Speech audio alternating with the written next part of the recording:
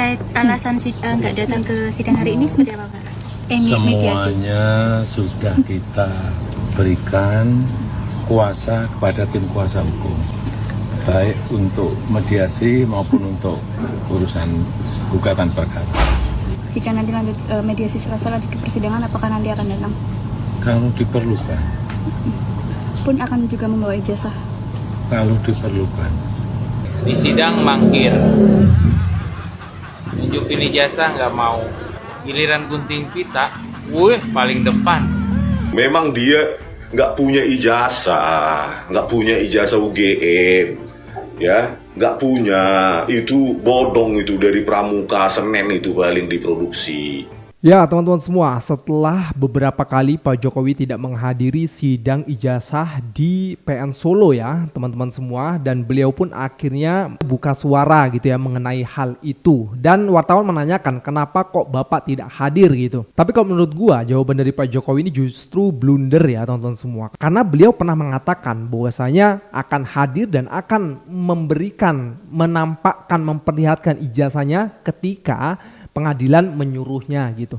Nah sementara ini kan mediasi untuk ijazah Pak Jokowi, yang dimana memang Pak Jokowi harus hadir dan membawa ijazahnya, tapi nyatanya beliau tidak hadir, justru malah memberikan kuasa kepada kuasa hukumnya gitu. Dan tentunya kasus ijazah dari Pak Jokowi ini akan berlarut-larut dan semakin panjang, tidak ada ujungnya gitu. Sementara dari tim hukum Bung Roy Suryo CS gitu ya mengatakan bahwasanya jangan sampai ini akan menjadi seperti kasus Bambang Tri dan Gus Nur kemarin gitu. Nah belum terungkap, belum diperiksa dengan dua belah pihak, tapi saksinya sudah ditahan. Lalu bagaimana cerita selanjutnya guys kalau seperti ini terus gitu loh. Dan ini tentu menjadikan kita yakin bahwasanya Pak Jokowi memang gak bisa dipercaya. Kan repot gitu loh. Jika nanti lanjut mediasi selesai lanjut ke persidangan, apakah nanti akan datang? Kalau diperlukan. Pun akan juga membawa ijazah? Kalau diperlukan. Seperti apa yang dikatakan Pak Jokowi, kalau diperlukan gitu ya, ketika wartawan mengatakan apakah nanti Pak Jokowi akan hadir gitu kan ke persidangan, ya kalau diperlukan gitu. Selalu mengatakan kalau diperlukan, padahal sudah sekian lama diperlukan gitu loh dengan hadirnya Pak Jokowi dan membawa ijazah aslinya, itu kan sebagai bentuk bahwasanya kebenaran akan segera terungkap gitu loh. Nah dari ijazah tersebut pun bisa nantinya akan diuji forensik oleh Bang Rismon CS gitu. Yang dimana selama ini digembur-gemburkan bahwasanya Bang Rismon belum pernah melihat ijazah asli dari Pak Jokowi tapi sudah mengatakan palsu. Nah kalau misalnya nanti dihadirkan kan jelas banget tuh apakah sama atau tidak gitu loh. Bagaimana tanggapan dari netizen? Kita lihat videonya. Demo kabur, di sidang mangkir, nunjukin ijazah nggak mau, giliran gunting pita, paling depan. Masuk got dipoto, masuk gorong-gorong dipoto, keliling sawah dipoto, giliran ijazah nggak boleh dipoto. Mulyono, kacau loh. Jokowi memang tidak bisa dipercaya. Kata siapa ini?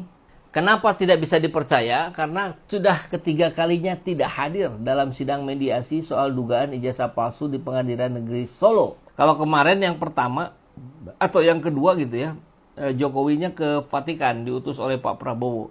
Kalau sekarang ada di Solo, ada di rumahnya, bahkan menerima artis Andre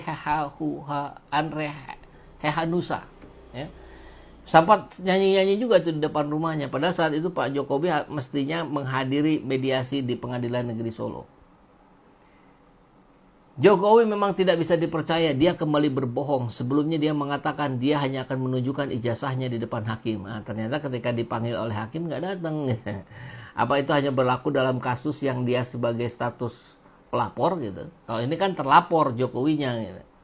Hakim yang mana yang lagi yang akan dipilih Jokowi sebagai tempat menunjukkan ijazahnya? Kok bisa jadi rumit dan berbelit-belit begini? Jawaban Jokowi ketika ditanya wartawan ketidakhadirannya di Pengadilan Negeri Surakarta tentang proses mediasi ijazah palsu membuat saya jadi bertanya-tanya, apakah Jokowi memang tidak paham peraturan atau memang disengaja? Padahal jelas dalam peraturan Mahkamah Agung nomor 1 tahun 2016 di pasal 6 ayat 1 bahwa para pihak wajib hadir baik hadir dengan sendiri atau didampingi penasihat hukum. Jadi tidak bisa diwakilkan kecuali ada 3 alasan di dalam peraturan Mahkamah Agung itu. Yang pertama adalah sakit, yang kedua berada di luar negeri, dan yang ketiga adalah menjalankan tugas negara. Sedangkan tiga-tiganya saat itu Jokowi tidak mengalami ketiga-tiganya, artinya dia wajib hadir. Jadi ketika dia menjawab pertanyaan wartawan sudah menyerahkan kepada penasihat hukum, itu tidak menghilangkan kewajiban dia hadir di proses mediasi tersebut. Karena dalam peraturan Mahkamah Agung itu sangat jelas, di sana disebutkan baik didampingi maupun sendiri. Artinya kehadiran Jokowi itu yang wajib, sedangkan kehadiran penasihat hukum itu yang tidak wajib. Semuanya sudah kita berikan kuasa kepada tim kuasa hukum. Dari jawaban tersebut, kita bisa melihat bahwa Jokowi seperti tidak memahami apa yang dimaksud dalam Perma nomor 1 tahun 2016 di pasal 6 ayat 1 itu. Bahwa kehadiran beliau yang justru wajib, bukan dari penasihat hukumnya. Dari sini kita bisa melihat bahwa Jokowi tidak bisa bersikap gentle untuk hadir karena dia sudah sebagai warga negara biasa. Seharusnya dia menghilangkan sikap privilege yang ada di dalam dirinya ketika dia mesti menjadi presiden. Dan satu lagi, apa sulitnya Pak Jokowi untuk bersikap sebagai seorang negarawan, memberi contoh kepada rakyat tentang proses pengadilan, proses penegakan hukum yang dimana rakyat akan mencontoh Anda Pak Jokowi tentang bagaimana ketaatan terhadap hukum. Jadi sepertinya hukum di negeri ini masih tebang pilih. Mana yang pantas untuk diikuti, kita bisa melihat sikap yang ditujukan oleh Pak Jokowi ini bukan sikap seorang negarawan. Setuju ya sama statement dari Bang Farlok ya. Betul banget gitu. Harusnya Pak Jokowi memberikan contoh kepada rakyat gitu. Beliau kan memang presiden kemarin, sekarang sudah menjadi mantan presiden walaupun menjadi pejabat di Danantara ya teman-teman semua kalau kata Bung Refli ya. Tapi harusnya kan beliau kan memberikan contoh yang baik gitu bagaimana menjalankan proses hukum itu dengan baik ya. Kalau dipanggil ya harusnya datang, beliau sendiri kan yang mengatakan kalau diperlukan beliau akan datang dan membawa ijazahnya. Dan ini waktu ini ya sekarang itu ya diperlukan sekali gitu loh agar semua ini bisa selesai. Tapi kalau kayak gini terus ya kapan mau selesainya gitu kan. Oke, kita lanjut lagi guys. Udahlah Bang Uto, nggak usah lah apalagi bela itu Joko Widodo. Memang dia nggak punya ijazah UGM, ya, nggak punya. Itu bodong itu dari Pramuka Senen itu paling diproduksi. Gitu aja Bang, ya. Jadi jangan ikut-ikutan membela seperti itu. Kan Abang pernah kita ngomong-ngomong, kita harus berdasarkan sains. Gitu. Ya, waktu di Jakarta maupun di Cirebon, kita harus percaya pada sains. Kalau kesaksian-kesaksian itu kan bisa itu menipu, kan gitu Bang bilang kan. Ya inilah sainsnya Bang. Ya skripsinya tadi ya, Kasmujo bilangnya pembimbing Pak. Kemudian saya mau lihat ya kasus Roy Suryo dan kawan-kawan. Kalau kasus Roy Suryo dan kawan-kawan ini patternnya sama dengan Gus Nur, Bambang Tri, pokoknya yang penting ditangkap, tahan dulu. Soal pasal belakangan, nggak terbukti nggak apa-apa. Habib Rizik tangkap dulu, nggak terbukti belakangan. Maka tidak ada perubahan. Maka kemudian orang bisa mengatakan, oh yang sana geng Solo masih kuat pengaruhnya. Nah saya tidak ingin mengatakan presiden boneka. Rasanya kan lucu sekali Prabowo dibilang presiden boneka. Bayangkan, ini jenderal, kekayaannya luar biasa. Jadi artinya apa Bang Refli? Ketua umum partai politik. Aneh, bagi saya itu sebuah paradoks. Seperti tulisan dia. Ini orang hebat, kekayaannya hebat, kemudian pangkatnya jenderal, kok bisa agak takluk sedikit sama orang sipil. Nah begitu, itulah. Kok bisa? Memiliki Kok partai bisa, Bang? politik. Kok bisa, Bang? Cakep juga ya statement dari Bung Refli Harun ya. Bener juga nih, masa iya sih Pak Prabowo takluk juga gitu sama rakyat sipil katanya kan. Aduh, padahal Pak Prabowo itu kurang apa coba? Mantan jenderal, pemilik partai guys, ketua umum dari partai besar. Coba bayangin, presiden sekarang. Tapi kok kasus ijazah ini Pak Prabowo nggak mau ngasih atensi gitu loh, biar cepat clear, masyarakat nggak membahas lagi gitu. Jangan sampai benar yang dikatakan oleh siapa itu pengamat politik juga perempuan yang mengatakan bahwasanya jangan-jangan Pak Prabowo itu hanya menginginkan jadi presiden saja, tapi ketika sudah menjadi presiden beliau lupa harus bagaimana. Anjir, gua lamar kerja ditolak cuman gara-gara typo di ijazah. Lah ini orang, jadi presiden 2 kali, ijazahnya aja kagak jelas, bangsat. Lu bayangin ya, Kita ribet legalisir dokumen cuman buat daftar CPNS. Tapi kalau mau jadi presiden, bisa modal senyum doang, anjing. Kalau emang asli, tunjukin lah. Sesimpel itu. Tapi kalau palsu, ya gawat bro. Negara kita dipimpin sama cosplayer alumni UGM. Ini bukan cuma soal ijazah, ini soal integritas. Kalau awalnya aja udah nipu, lu yakin keputusan politiknya bersih?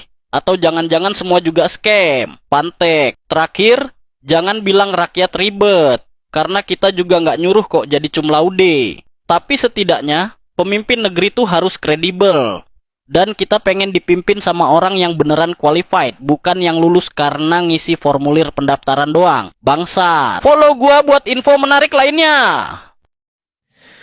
Kalau Jokowi memang benar lulusan UGM, maka mungkin dia bisa bikin postingan di Instagram dengan caption, "Gak perlu diragukan lagi. UGM memang luar biasa," dan mungkin dia bisa ajak teman-teman UGM buat reuni sambil makan gudeg. Atau mungkin Jokowi bisa buat kaos dengan tulisan UGM, di mana pemimpin masa depan dibentuk dan dia jadi modelnya. Atau mungkin dia bisa bikin buku UGM, dari UGM ke Istana yang jadi bestseller. Halo, salam kawan. Saya sebenarnya adalah pendukung Jokowi garis keras. Dan kami juga orang yang berupaya untuk mengcounter berbagai tuduhan terhadap Jokowi. Dan kami sangat percaya Jokowi waktu itu. Nah, soal ijazah palsu, ini awalnya saya masih meyakini bahwa Jokowi memiliki ijazah asli. Karena sudah diklarifikasi oleh UGM dan sudah menjabat beberapa kali sebagai pimpinan publik. Dan kita hakul yakin dan percaya bahwa Pak Jokowi benar-benar memiliki ijazah asli UGM. Tapi ada satu hal di kemudian hari yang membuat kami dan kawan-kawan itu berubah pikiran. Sebenarnya ini hal yang sangat sederhana sekali. Tapi ini membuat saya tergelitik logikanya. Peristiwa itu terjadi pada saat teman-teman Pak Jokowi berupaya untuk membela Pak Jokowi. Mereka mengaku teman seangkatan. Dan ini dia, yang aneh sekali, dan yang ini kemudian membuat saya secara pribadi berubah pikiran. Pada saat itu mereka datang, mereka kumpul, dan menunjukkan ijazah mereka, ijazah aslinya. Sedangkan sampai hari ini kita meminta Pak Jokowi ikut dong menunjukkan. Maksud saya begini, orang-orang ini datang, mereka mengaku bahwa Pak Jokowi juga memiliki ijazah yang sama seperti mereka. Caranya bagaimana? Dengan cara mereka menunjukkan ijazah mereka masing-masing. Nah, ini kemudian membuat logika saya berputar balik ya. Kenapa Pak Jokowi tidak melakukan hal yang sama? Tidak perlu dibela oleh banyak orang. Tidak perlu sebuah universitas harus mengklarifikasi ke sana kemari. Tidak perlu ada biaya-biaya yang besar dan makin rumit. Ya, tidak perlu harus menyewa pengacara, cukup tunjukkan. Ya, dan ini orang akhirnya akan percaya bahwa Pak Jokowi punya ijazah aslinya. Nah, kalau dengan alasan nggak mau menunjukkan karena kebencian dan sebagainya, toh teman-temannya juga sudah menunjukkan itu. Teman-temannya juga menunjukkan, kan bukan ada di ranah private untuk menunjukkan dokumen itu, ijazah dalam arti. Nah, ini kemudian membuat saya berpikir ya, secara logika nggak masuk akal banget ya. Orang-orang berupaya untuk menunjukkan ijazah mereka dan menyatakan bahwa Pak Jokowi juga punya ijazah yang sama, tapi Pak Jokowi tidak pernah menunjukkannya, kan aneh. Oleh karena itu semakin kesini, saya semakin yakin bahwa mungkin Pak Jokowi nggak punya ijazah aslinya, atau punya ijazah tapi hasil rekayasa.